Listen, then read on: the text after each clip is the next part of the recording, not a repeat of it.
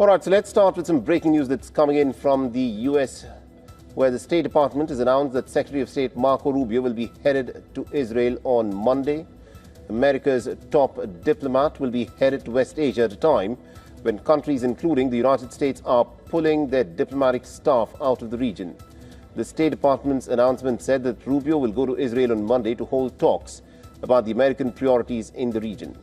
Now, this, of course, means Iran, but Rubio will also be discussing Lebanon and the American President Donald Trump's 20-point Gaza peace plan.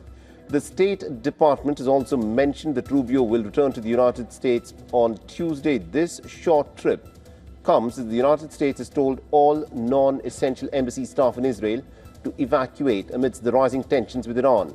Tehran has threatened to target the American bases in West Asia and Israel as well if Trump goes ahead with the strikes on Iran. The rising tensions have also prompted the United Kingdom to recall its diplomatic staff from Iran, and China has issued an advisory to its citizens urging them to evacuate from Iran as soon as possible. So as the threat of an all-out war increases, the American Vice President J.D. Vance seemingly tried to reassure the American public.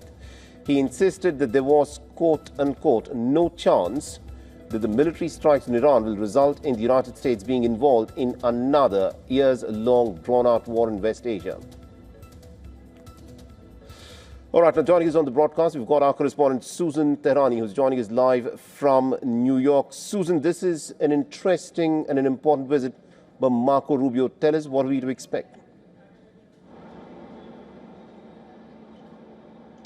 So according to the State Department, Marco Rubio was expected to travel to Israel on Saturday. That trip has been postponed to Monday, which coincides with possible talks, at least they're confirmed for now. We'll see what happens during the weekend, between the United States and Iran regarding technical issues regarding Iran's nuclear program.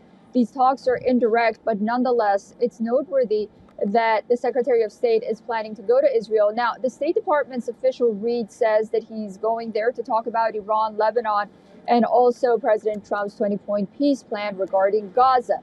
But many analysts are wondering, first of all, if anything happens during the weekend between Iran and Israel and the United States, will this trip be postponed, or is this perhaps the beginning of end of those nuclear talks, and the two sides could ultimately reach a deal?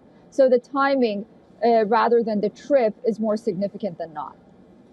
Indeed. Thank you very much, Susan Tehrani, for joining us with those updates then.